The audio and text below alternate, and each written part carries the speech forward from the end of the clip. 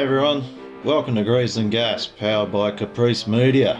In this episode, we are lucky enough to be able to feature this awesome 68 Firebird, owned by a good friend, Spiro. Pontiac has definitely had its place in Spiro's family, with his father owning a 68 Parisienne.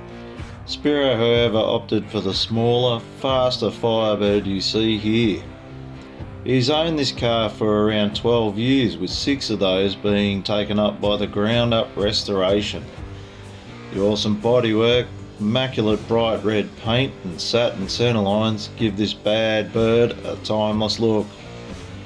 Under the Trans Am style bonnet is a healthy 383 small block punching out around 530 horsepower, and getting all that through a 4,800 RPM TCE converter into a stout turbo 350. All that gets passed down to a 4-linked and 3.7 geared 9-inch. Holley Sniper EFI system gets the most out of this combination and gives it turnkey drivability. The interior is a mix of original Firebird with some of Spiro's personal touches to make it unique. So sit back and enjoy the sights and sounds of this bad 68 Firebird.